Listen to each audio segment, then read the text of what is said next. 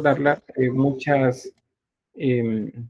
ejemplos comparado con lo que no vimos en Grecia, pero por eso Roma sirve como parámetro para estudiar Grecia, porque esto sucede en un momento en el que Grecia y Roma se están fusionando culturalmente, es decir, Roma está absorbiendo el arte, la cultura, y Grecia también está absorbiendo la cultura. Entonces, si eso había en Roma, la Grecia estaba al mismo nivel. Por eso de esa manera la vemos. Luego, pues bueno, eso es parte del texto que explica. Vamos a ir a la imagen. Desarrollaron mosaicos.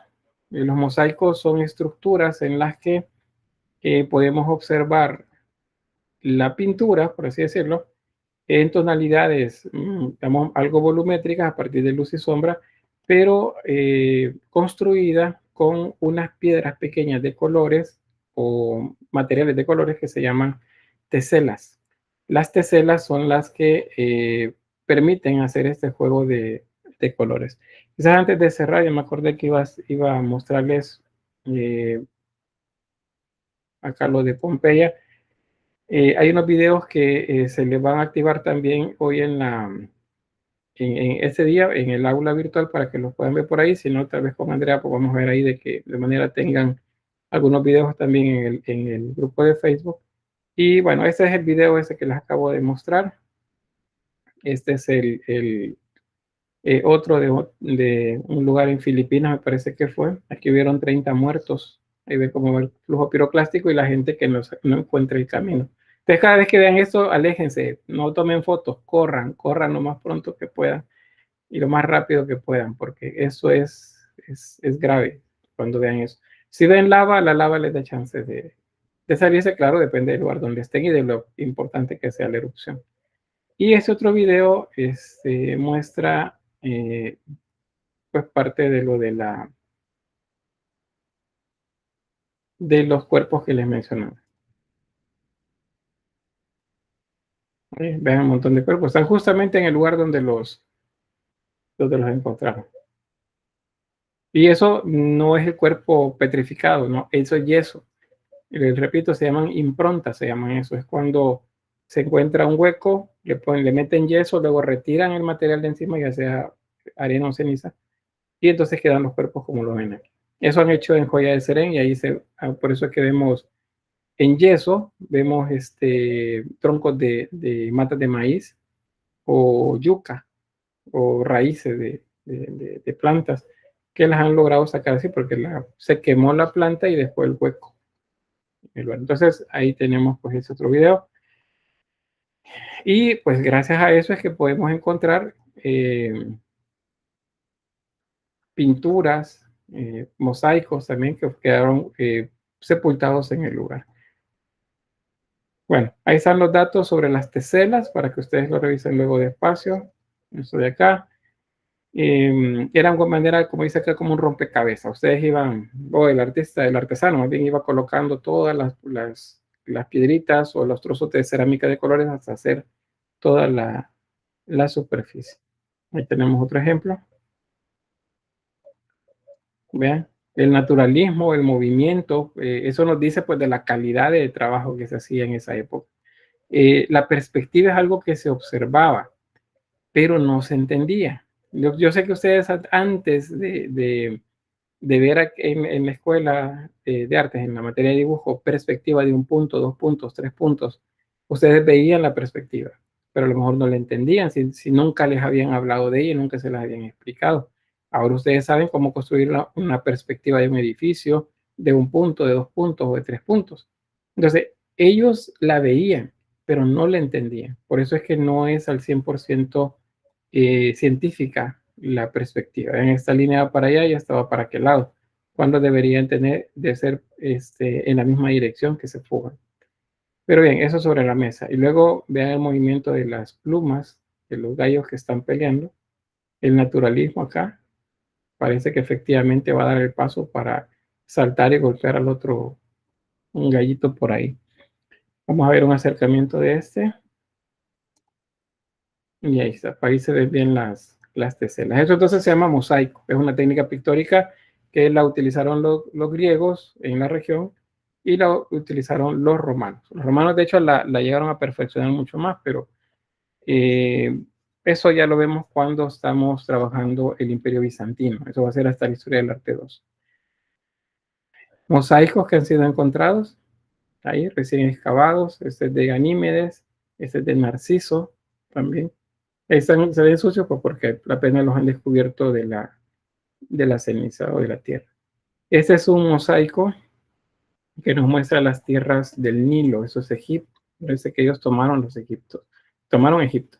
Y entonces, pues, les gustaba eso. Dice que los romanos crearon las peleas de gallo. Es seguro que no. Y probablemente nos esté mostrando una pelea de gallos provocada, sino más bien está mostrando una situación cotidiana, dos gallos enfrentándose uno a otro. O sea, no significa que usted lo vea peleando que era una, ¿cómo se dice? Era una pelea de gallos, así como esas cosas que hacen para divertirse algunas personas. No, eso es algo natural. Los gallos pelean independientemente de los humanos, igual que los perros, pero independientemente de los humanos, pelean. Entonces, es lo mismo con eso de la imagen que les mostraba.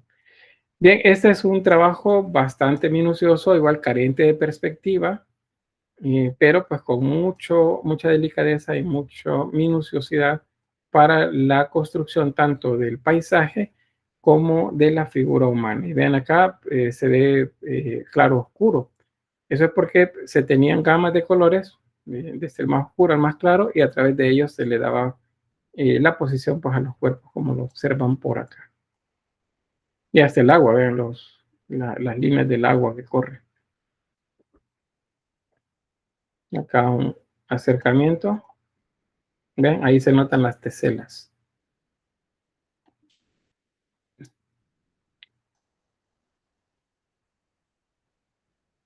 Ahí están las teselas. Bien, los retratos de Fayum, esto es en Egipto. Como Roma conquistó Egipto, entonces, pues, en el sincretismo del arte que se da, pues el elemento del retrato pasa también a los rituales mortuorios egipcios.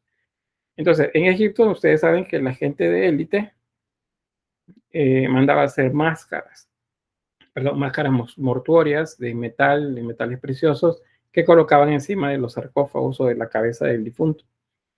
Entonces, en este caso, lo que vamos a ver es que a las momias les colocan un retrato pintado sobre lienzo o sobre madera, que representa al difunto. Y se piensa, pues, a partir del estudio que han hecho arqueólogos, antropólogos y los historiadores, que esto pues es una representación muy cercana al rostro del difunto. ¿Y por qué? Porque todos son retratos, o sea, no hay una norma como en los griegos que todos se parecían. Acá no, todos son diferentes. Solo tienen una particularidad que lo vuelve interesante, y es que los ojos son grandes.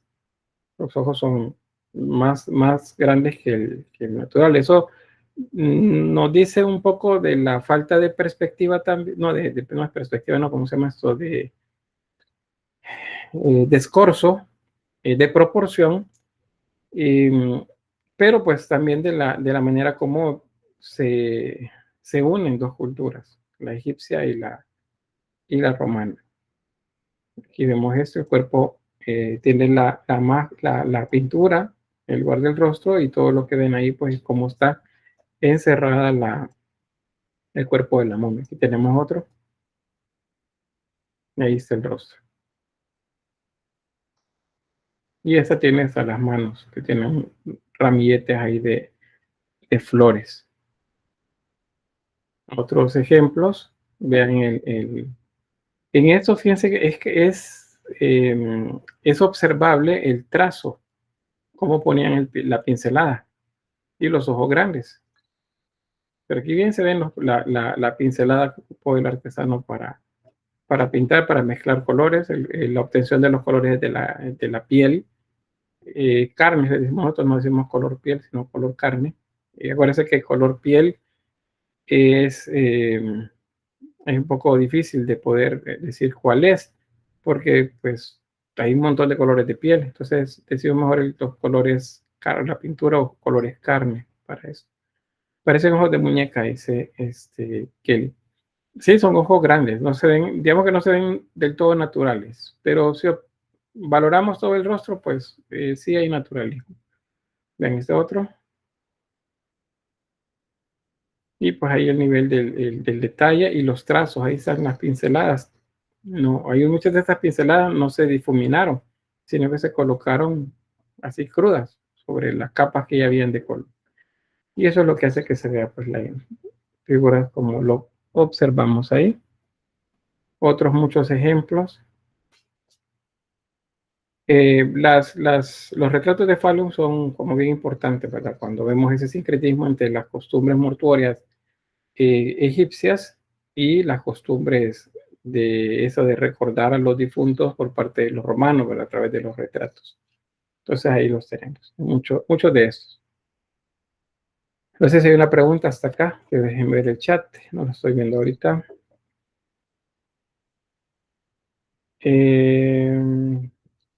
Parece que no llega, bueno, ahí estamos bien. Bueno, mira, aquí hay un dato, eso sí se me escapó decir, lo decía Emily, que si la muerte de este tipo era lenta y pues era según la posición en la que les había tomado el flujo piroclástico. Si pasaban sobre ustedes, pues morían asfixiados casi que de inmediato, pero si solo les quemaba, era una agonía así un poco fea. No sé si se han quemado a ustedes alguna vez, ¿verdad? O sea, las quemaduras son una de esas lesiones que duelen bastante. Las cejas y la nariz, dice, se asimilan mucho. Sí, eso probablemente tiene que ver con rasgos culturales, o sea, étnicos más bien del lugar, porque si son narices así como bien rectas, alargadas, todos se parecen. Esa es una buena observación.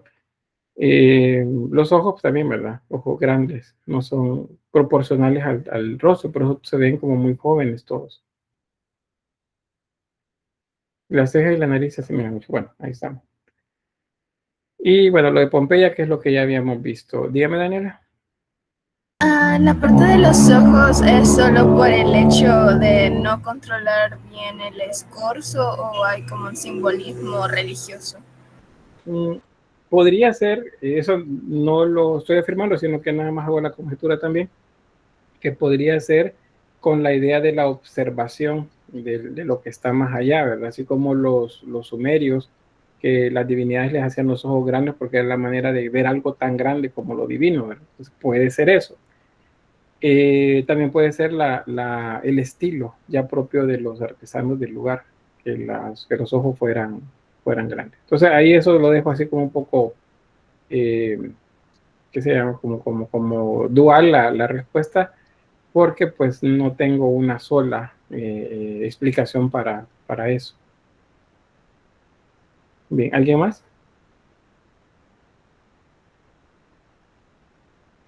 No. Bueno, entonces aquí Pompeya, lo de Pompeya ya se los expliqué, sin embargo los materiales les van a quedar acá, los videos se les van a colocar ya sea en el aula virtual o en el grupo de Facebook para que pues hagan una revisión, pero lo demás es su curiosidad, ¿verdad? A partir de ustedes quieren aprender más, quieren aprender de Pompeya, qué es lo que realmente pasó, y desaprendemos esa idea de que fue la lava la que les cayó encima y todos se quemaron y la lava quedó encima. No, de hecho no hubo lava cerca, son flujos piroclásticos los que terminaron por destruir. Por cierto, se me escapaba mencionarles, Joya de Serén, para nosotros, que es una situación muy similar a Pompeya, una ciudad que quedó, una aldea, o varias aldeas que quedaron sepultadas por una erupción volcánica, eso es lo que, lo que hizo más bien para que la UNESCO ayudara a declararlo como Patrimonio de la Humanidad. Es nuestro primer sitio declarado Patrimonio de la Humanidad. O sea, hay que sentirnos como digamos bien, ¿verdad? Porque tenemos ese lugar. Y saben ustedes que ni en México, ni en Guatemala, ni en Honduras, que es donde están los mayas, los aztecas y demás, han encontrado a la fecha un lugar como ese. Por eso es que ellos cuando vienen acá al país, pues quieren ir a ver Joya de Serén, porque es la única manera de estudiar cómo vivía la gente pobre, la gente de las aldeas. Tikal, Copán, y bueno, aquí en nuestro país, Tazumal, San Andrés, no, lo que nos están mostrando son acrópolis de la élite, la gente que tenía dinero, la que vivía ahí.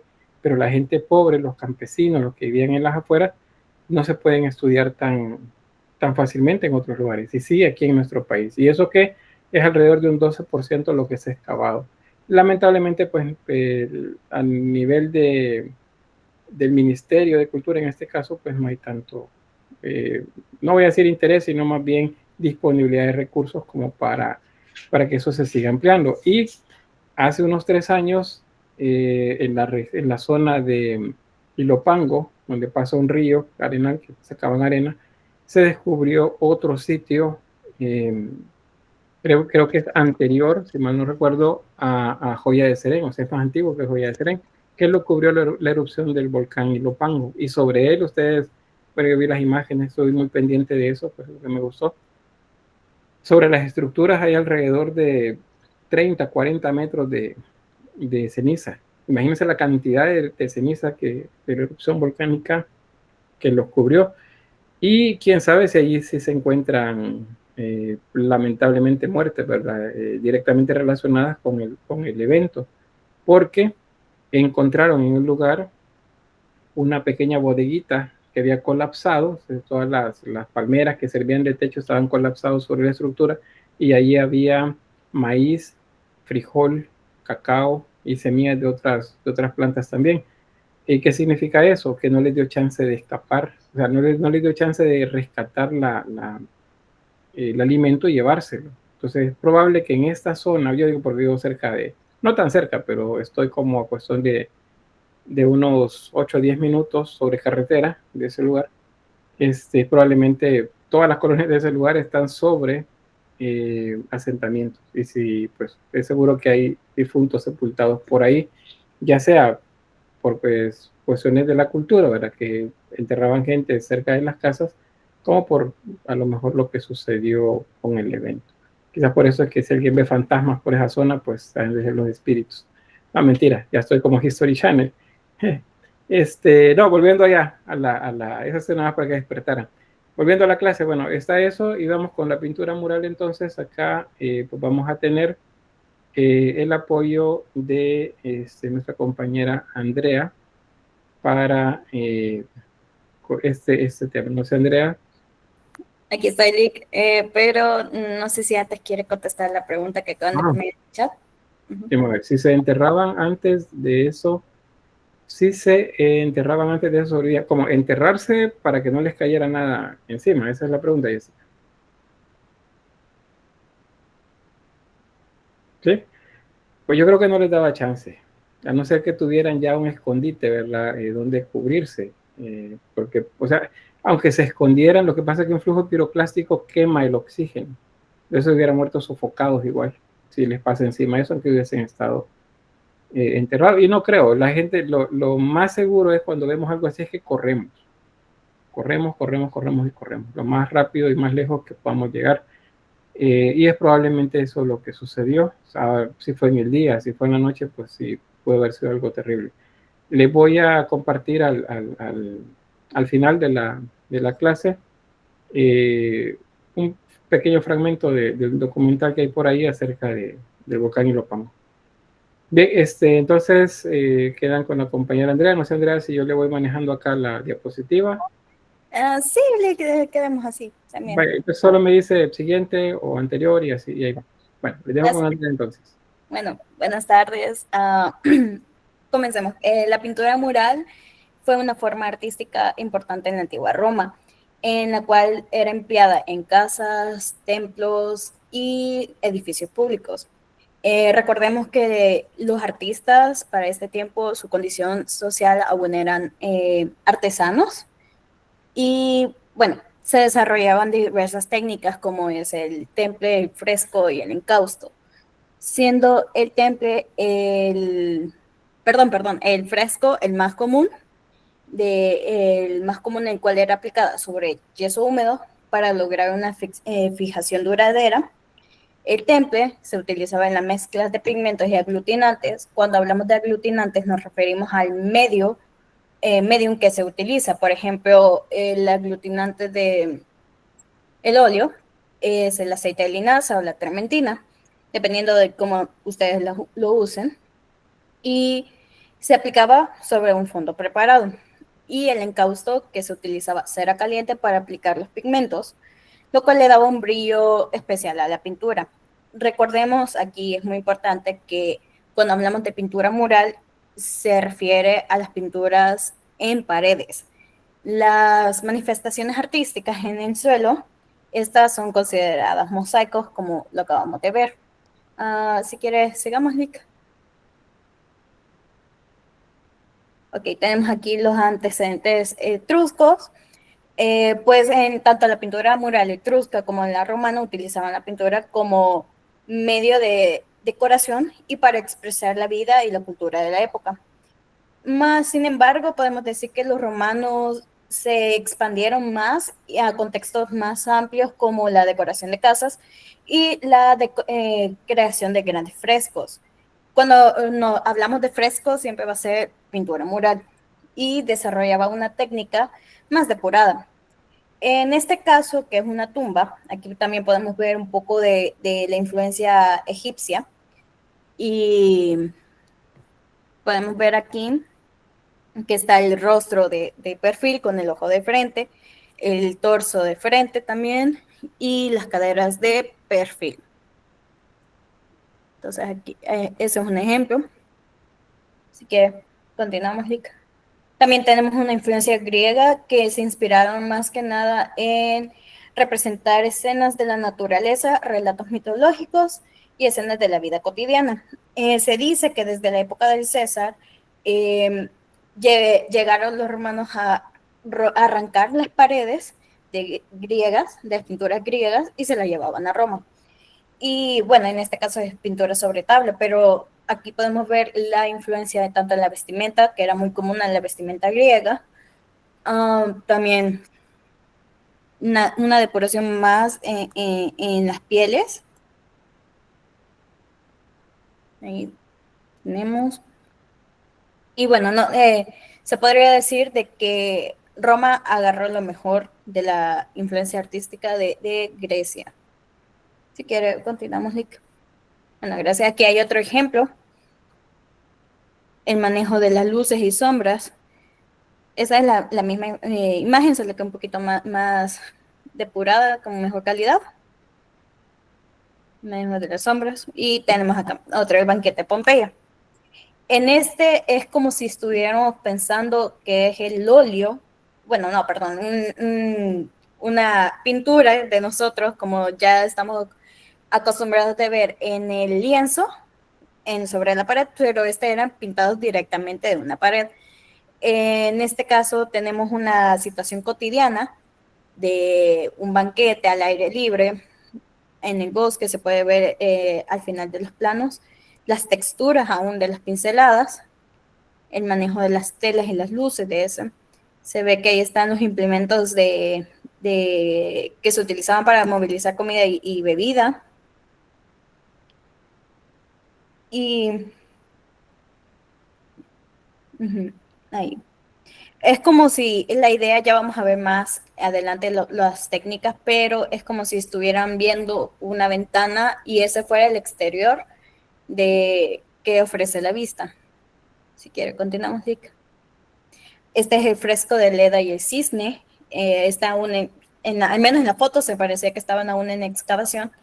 Aquí nos cuenta el mito de que Zeus se transformó en un cisne para poder estar con Leda y embarazarla.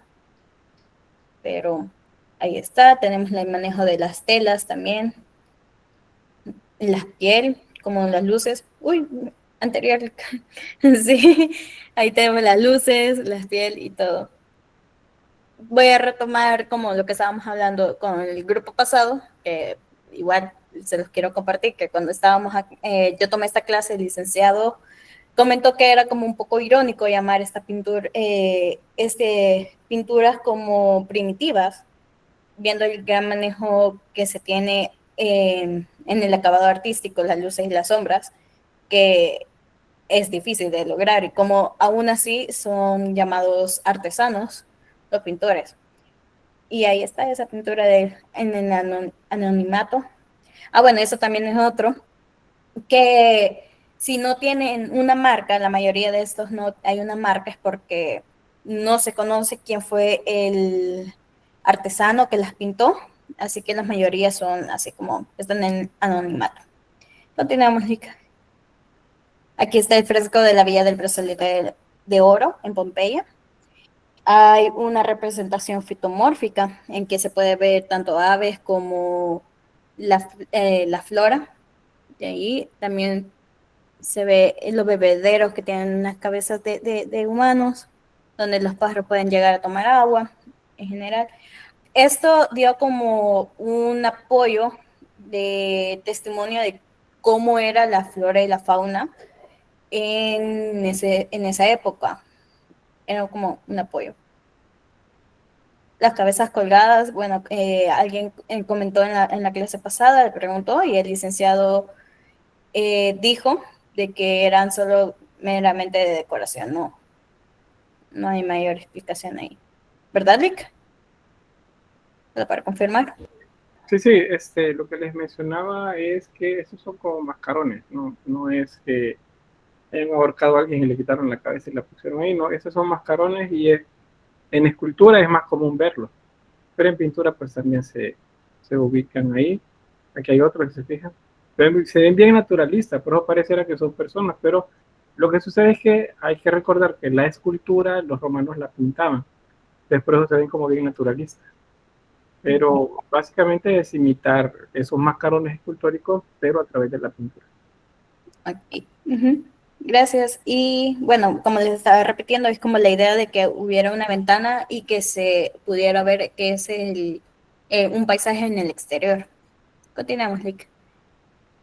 Aquí hay un ejemplo de la Villa de los Misterios, que ya lo vamos a ver un poquito más adelante, que, bueno, se puede ver arriba las decoraciones, las cruces en los módulos y el acabado con la influencia, bueno, esas son las texturas, las cruces, perdón.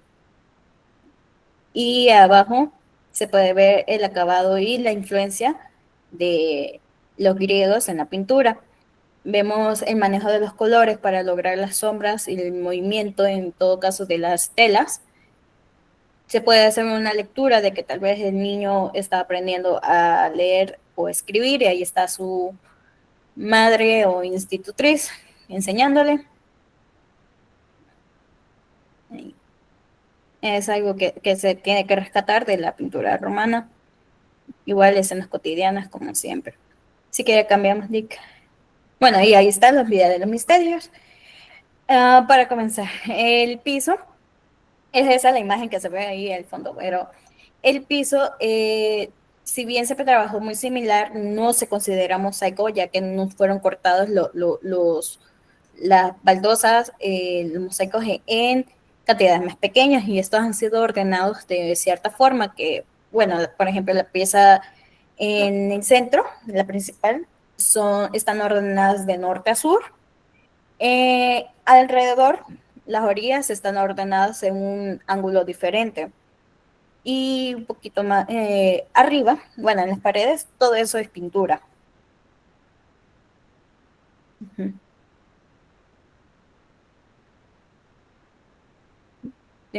Ahí. Bueno, esta es la misma pintura que estábamos viendo anteriormente, que sería en ese costado, que estaría representado. Y está esa también, que bueno, yo rescaté que obvio no está confirmado aún, porque son como lecturas y interpretaciones de cada historiador, de que se dice que el nombre misterio fue otorgado a estas pinturas de la vía, que tiene que ver con la interpretación que se ha dado una significado a la escena, que en ella quiere verse la representación de un culto hacia Dionisio, en este caso que sería Baco, igual el mismo Dionisio, con una serie de figuras femeninas destinadas a esta adoración. Se dice que el propio Dionisio en esta imagen que podemos ver de la figura que está arrodillado, se puede que es el propio Dionisio, bueno, Baco, arrodillado y que está sobre las rodillas de su esposa Ariadna, pero como le estaba comentando, no es como que está confirmado porque el artesano en ese sentido, si no dejaba algo escrito, una seña de que aquí estaba representando, no se puede confirmar, sino que ha sido como interpretación de historiadores a lo largo del tiempo. Digamos que es como un dato curioso por ahí. Así que sigamos, Lick. Vamos con los estilos pictónicos romanos.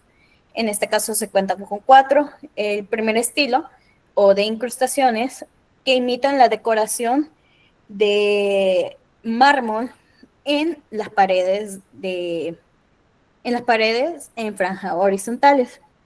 Tiene origen en la Grecia antigua, en la antigua Grecia, y por lo que los romanos imitaban esta decoración en la parte más cercana del suelo, en la pared. Si quiere pasamos para... Bueno, aquí está el ejemplo, que si bien se siente en el que está como, si es una baldosa que está pegada ahí en la pared, originalmente solo se moldeaba y se coloreaba, bueno, se pintaba en este caso, se pintaba para dar esa sensación de textura de un mármol. El muro suele estar dividido en 3: un zócalo, que está pintado imitando un granito, una zona media imitando el mármol, y un remate a modo de cornisa, realizada en estuco y que se ubicaba a 1 metro de distancia del suelo. Esto normalmente se podía encontrar alrededor de puertas y de ventanas. Y usa mucho el color rojo y amarillo. Siguiente, Lick. El segundo estilo es el estilo arquitectónico, que su intención era crear como una ilusión óptica, por así decirlo, y una sensación de amplitud en una habitación. Si quiere pasamos para que más o menos vieran. Bueno, aquí está un ejemplo. Es como si tuvieran la pared de enfrente, pero ellos le pintaban un poco de arquitectura como que diera la sensación que continuaba más allá de la pared, pero ahí quedaba, la verdad, ahí estaba la pared y era pintado a mano. En este caso, en el lado derecho, exacto, ahí, tenemos ahí representación de columnas corintias con aéreos y hay un estilo de incrustación ahí también. Aquí lo importante, por ejemplo, no era el paisaje que estaba de fondo, sino que eran la arquitectura. Por ejemplo, en esta sería la puerta de este. Ahí tenemos. Y es como si dieran la sensación de que hubiera además. Ahora en este, que juega con las columnas ya hechas, da la sensación de que hay más allá de la pintura, del fresco en este caso, y como comentaba el licenciado, los romanos veían y entendían la perspectiva y los puntos focales, pero si nos ponemos en esta situación, se logra ver en las columnas del fondo de que no está correcto el punto focal en la parte de arriba. Se pueden reinterpretar que estando en un punto en específico del pintor, sí puede que encontrarse en la perspectiva, pero cuando lo ven de frente, no hay. Pero como comentó el Lick, o sea, se sabe que veían la perspectiva y la entendían, pero no sabían cómo aplicarla correctamente. Continuamos, Lick. Aquí hay otro ejemplo de este.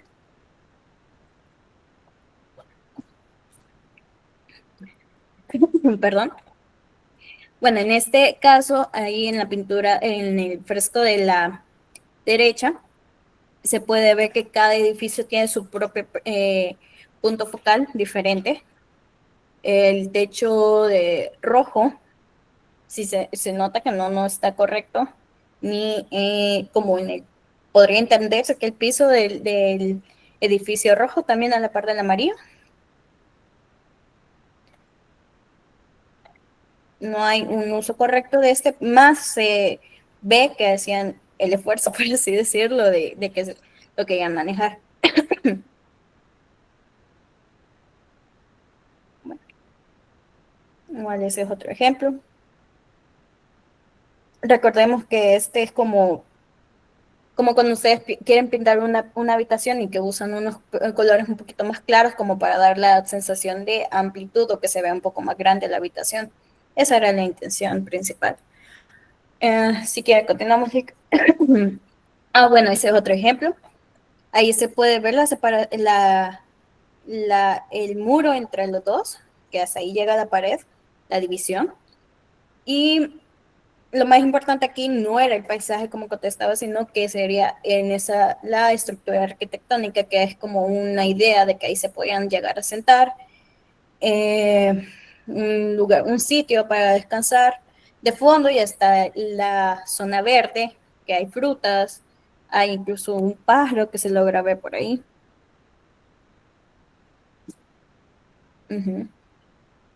Pero sí que juega con la intención de que hubiera un más allá de la pared. Continuamos, Lick. Tenemos el tercer estilo ornamental, que los espacios que veníamos viendo en el segundo estilo ahora están divididos, que se enmarcan con cuadros y figuras, tratando de mantener siempre la profundidad, pero en este sí haciendo un poquito más énfasis en las figuras, en la decoración, y se usan colores un poco más intensos. Bueno, tenemos ahí el ejemplo el de arriba.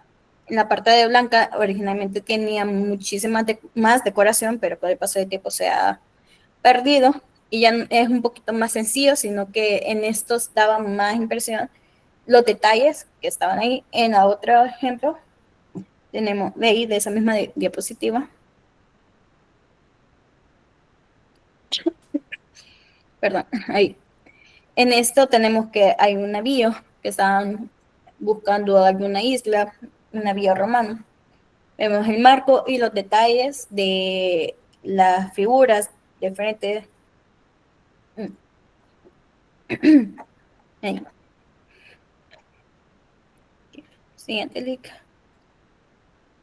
Acá. Bueno, en esto tenemos un poquito más, igual se siente que hay la profundidad y todo, pero lo que importa acá son las decoraciones, el manejo de las luces que se ve ahí también.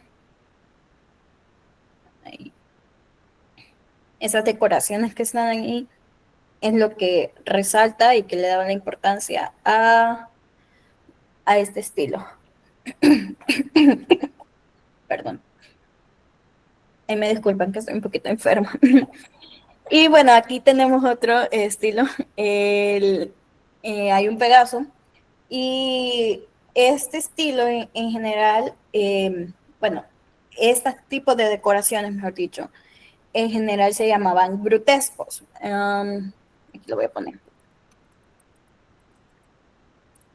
Grutescos, que se viene este nombre hasta como en el siglo XVIII, porque en el lugar de extracción, donde se encontraban eso, que originalmente se encontraban en un relieve, si no me equivoco, se le llamaba gruta.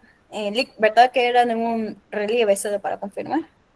Sí, originalmente se encontraron en la excavación, digamos, el túnel de excavación, se encontraron en relieves.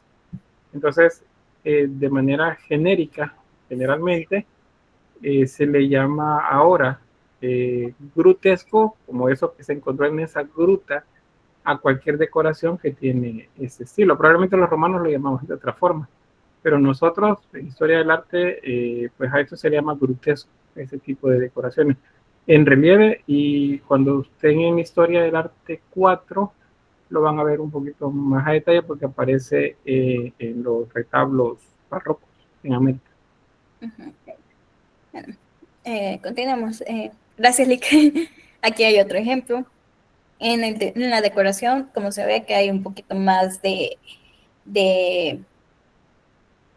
intención que se note más. Mucha más importancia en este.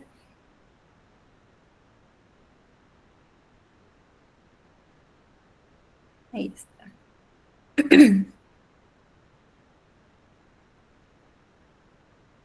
Bueno, continuemos.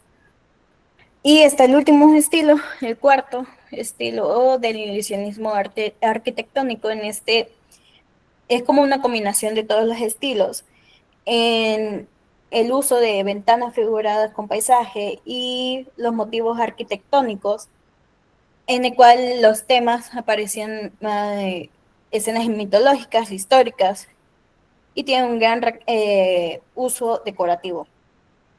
Si quieren, ahí tenemos un ejemplo.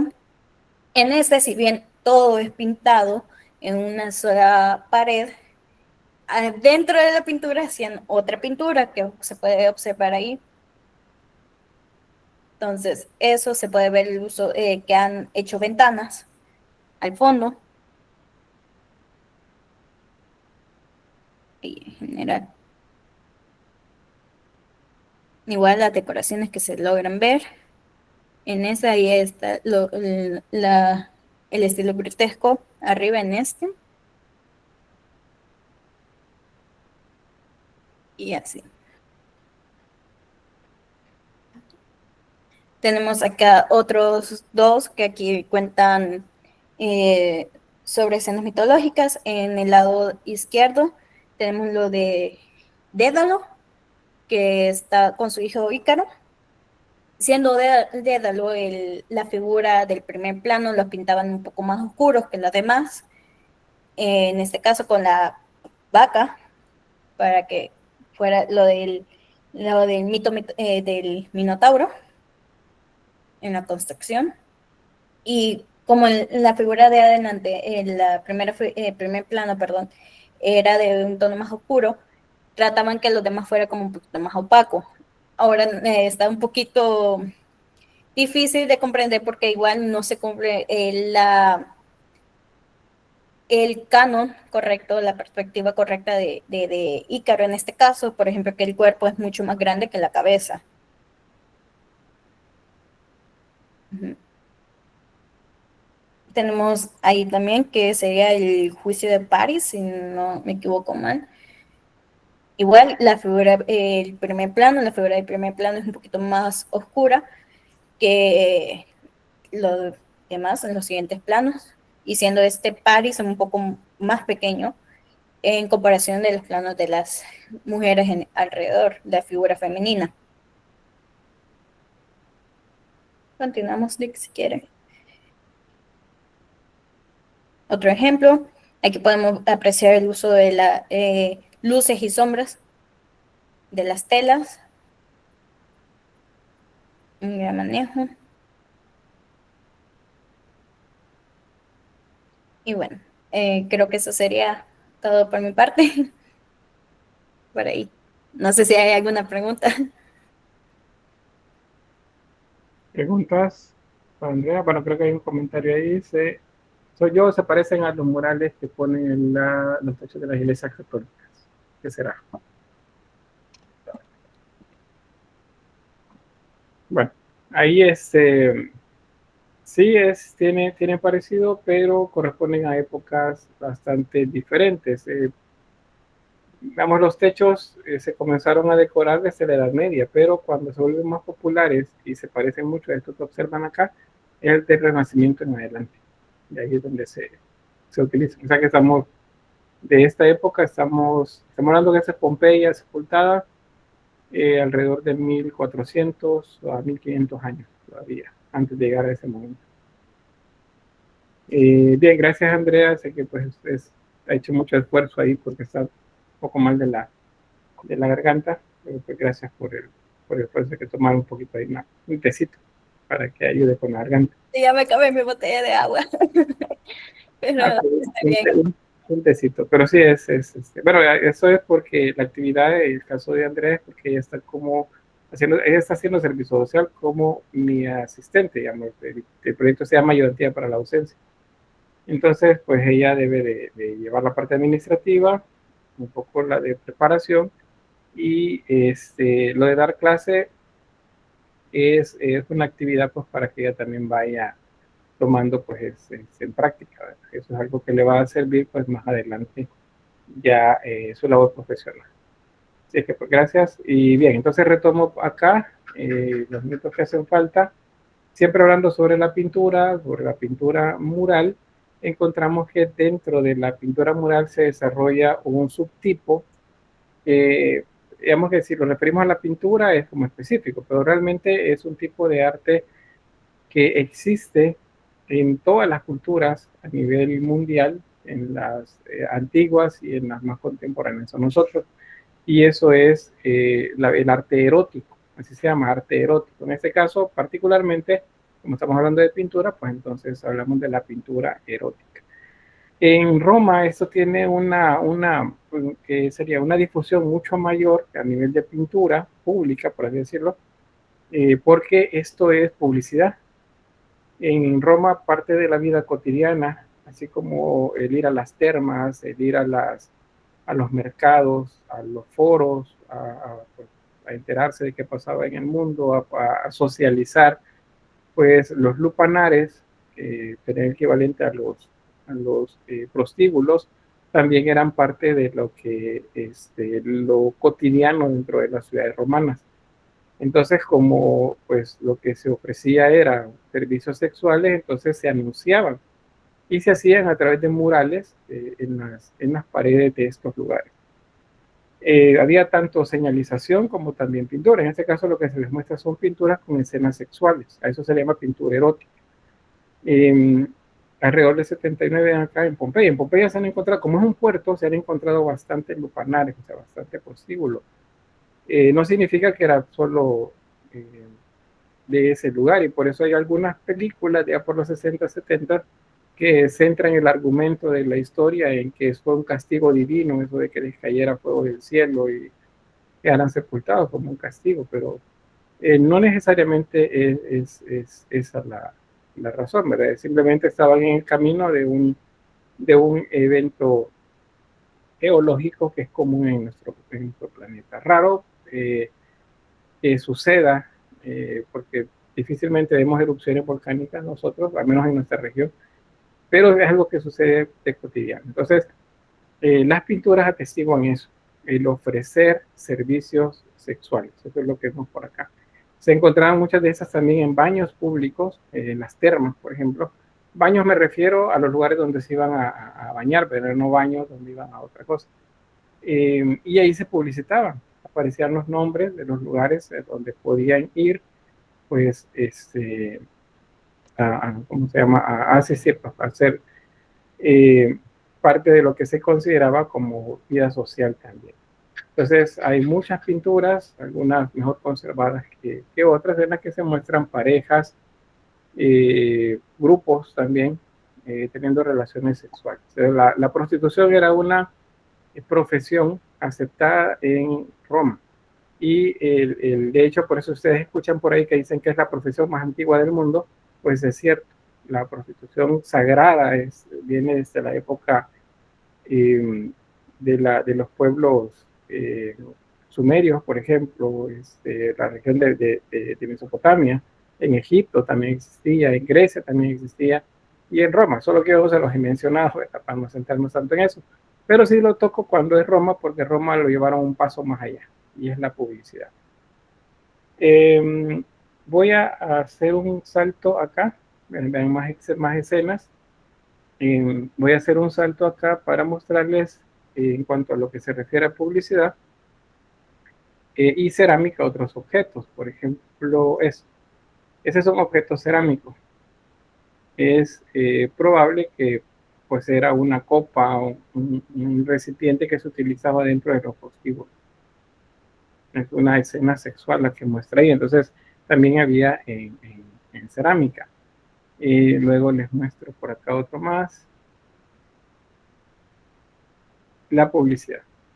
Esto es en Pompeya, en la publicidad erótica. O sea, estas pinturas las colocaban en las termas, lugares donde la gente iba a poder socializar, en los mercados, o las ponían dentro de los lupanarios, para que la gente supiera de qué es lo que se vendía en ese lugar. Si llegaba alguien extranjero a través del puerto o las calles de Pompeya, entonces no tenía más que mirar hacia el suelo, y ahí tenía una señalización que le decía hacia dónde caminar, en qué dirección caminar. Y no solamente estaba en el suelo, sino que también estaban en las paredes. y les indica, como si fuera una flecha, hacia dónde deben caminar para llegar al lugar. También en mosaicos lo mismo, órganos sexuales, tanto masculinos como femeninos. Todo eso es parte del arte erótico que fue muy desarrollado por los romanos. Por eso que los romanos tenían una visión sobre la sexualidad muy abierta, lo mismo que los griegos era igual. Entonces eso pues es lo que atestiguan ese tipo de imágenes. Hay una lucerna también que les voy a mostrar. No, creo que la vimos al principio, la lucerna. Entonces eso sobre la pintura y el arte erótico en general. Luego, por lo que se refiere a orfebrería, pues ya les había mencionado en más de algún momento que los romanos eran muy buenos haciendo trabajos de orfebrería, o sea, la fundición del metal. En este caso, lo que vemos acá son utensilios de uso cotidiano, ollas, sartenes, cualquier elemento que pueda servir para preparar o calentar alimentos o guardar alimentos. Ahora, esto no era de todo mundo, esto era lo que la élite ocupaba. La gente pobre, la gente común, los esclavos, ellos lo que utilizaban eran recipientes hechos de barro, o sea, un material no perecedero, algo que si se caía se les quebraba, y por eso era barato. Y los metálicos, pues, era la élite. Eso se encuentran más en la tomos romanas. Los camafeos, como les decía, esos como colgantes que representan a emperadores, a soldados, a generales, a veces a las esposas de ellos también. Eso era porque esas imágenes se utilizaban como para recordar a mi familiar.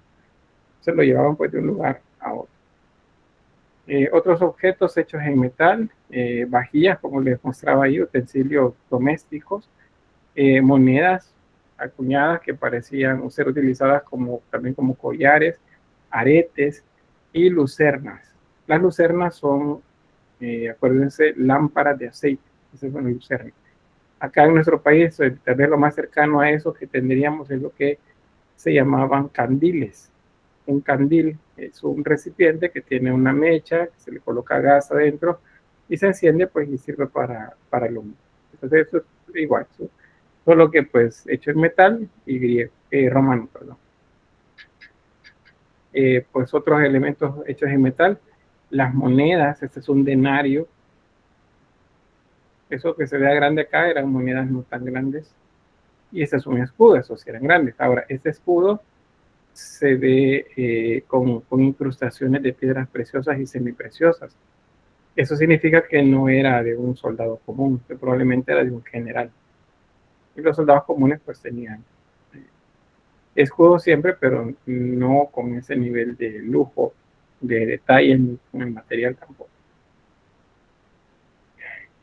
Torques, estos son elementos que se usaban como brazaletes, y esto es la parte de atrás de un espejo, pero es un espejo de bronce. Los espejos de bronce eran pulimentados. Por el otro lado, aquí vemos la parte que tiene la decoración en relieve y de color, pero si eso lo giraban, la superficie era completamente pulimentada, de manera que ustedes podían ver un reflejo más o menos claro, y eso era lo primero que se tuvo. Con el tiempo ya comenzaron a trabajar cristal, y con mucho más tiempo pues los espejos tal cuales los conocemos ya a mediados y finales del siglo, perdón, de la Edad Media, pues, como siglo VII, siglo VIII por ahí. Esos son arneses de caballo, esto va sobre la cabeza del caballo. Una pregunta que me decían es que, mire, eso parece que el caballo no va a ver nada porque le cubre los ojos. Acá no se alcanza a ver, pero esto está abierto aquí abajo. Eso es para que el caballo solamente vea hacia el suelo. Y no sé si ustedes ya se han fijado en lugares donde ofrecen paseos en caballo, y muchas veces los caballos tienen un arnés sobre la cabeza donde tienen un cuadro que les cubre el ojo. Eso es para que no vean hacia el frente y no se asusten cuando venga un carro, por ejemplo, o vean otro caballo que viene. Ellos siempre ven hacia el suelo, pero tienen que ver nada más por donde caminan. Entonces, eso era como eso. Imagínense un caballo en una batalla, en medio de los gritos, las armas, la gente corriendo por un lado y otro, el animal se asusta. Pero el colocarles estos elementos o algunos similares a estos hacía que solo viera hacia abajo, solo veía hacia dónde va corriendo, pero no hacia dónde lo dirige el jinete. Perdón, aquí otra pregunta dice, ¿cree que la prostitución era bien vista O sea que la prostitución era bien vista. En Roma y en Grecia sí, era parte de lo cotidiano. Yo sé que eso nos parece chocante, ¿verdad? Nosotros, pero es que la sociedad griega y romana no era como la nuestra, para nada como la nuestra. Algunas cosas que en la actualidad pues se toman como vicios, como que serían cuestiones inmorales, para ellos era parte de la cotidianidad, o sea, que fueran a un prostíbulo no era escandaloso, o sea, eso era parte de la vida cotidiana. Lo raro fuera que no llegaran a hacerlo, porque algo estaba sucediendo en el pensamiento de esa persona, ¿verdad? Pero para los romanos eso era de lo más normal, no era algo tachable, pues que lo iban a ver mal por hacerlo, no, era todo lo contrario. Y bueno, les comentaba en la clase anterior que hasta un emperador romano, pues él se vestía y se iba a prostituir, o sea, se ataviaba de manera que se pudiera confundir con una prostituta. Y se iba ahí, eso fue lo que no le gustó a la guardia pretoriana ni al Senado. Y entonces, pues, le dieron de baja y pusieron a alguien más. Así hay un montón. Creo que les mencionaba también a Calígula. Calígula es otro de esos emperadores pues que han pasado a la historia por cuestiones no tan buenas, por vicios y otro tipo de situaciones. Pero ahí creo que salíamos con lo que le preguntaba, no lo vi antes, por eso hago ese paréntesis. En cerámica,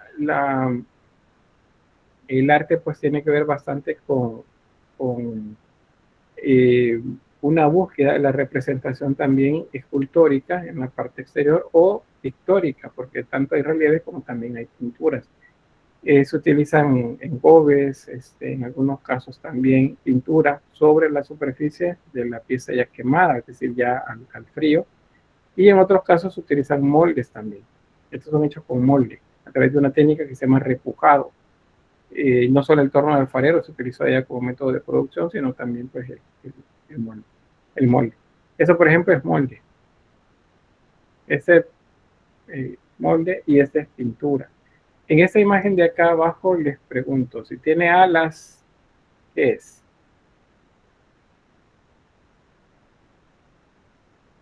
Es porque vuela.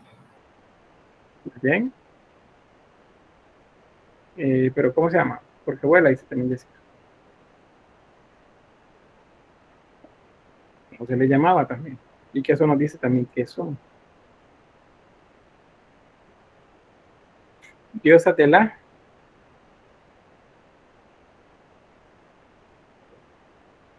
no sé, vamos a hacer diosa de la victoria, o sea, Niques, ese es el término.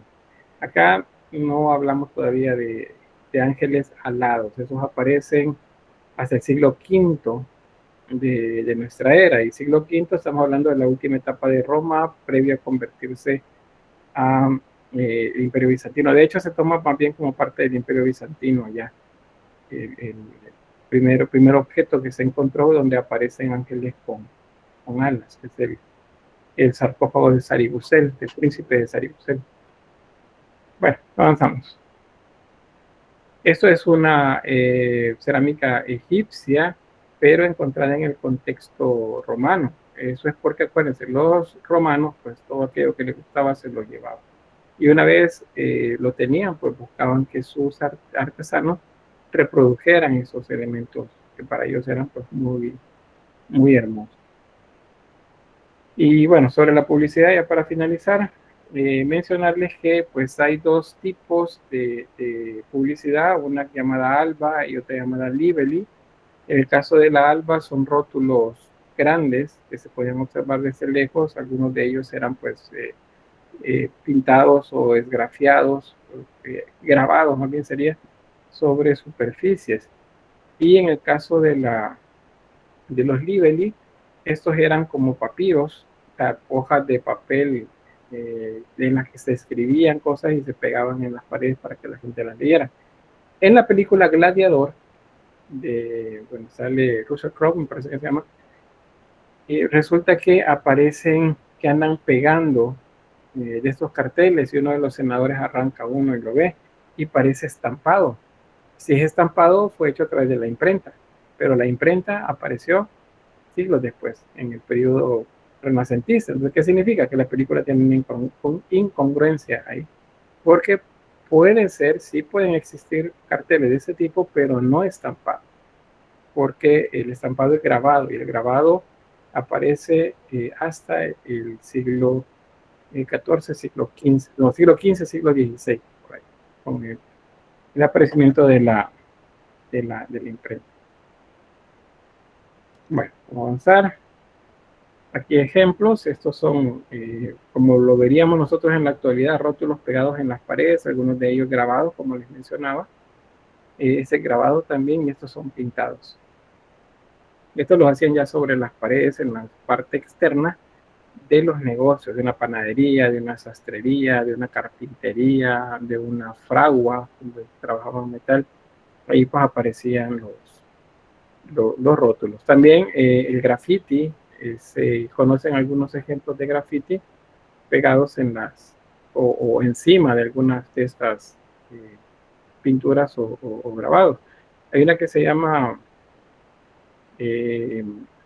bueno, no, más bien es una que hace una burla acerca de los cristianos, pero esa se las voy a mostrar la otra semana, solo les doy ahí nada más el dato. Pero sí hay, había graffiti también, o sea, no con el nombre de graffiti, pero lo que significa graffiti, manchas en las paredes o grabados en las paredes.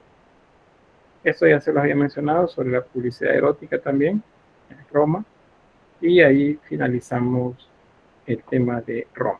Voy a detenerme por acá con la grabación y no sé si hay alguna pregunta o algún comentario que quieran hacer.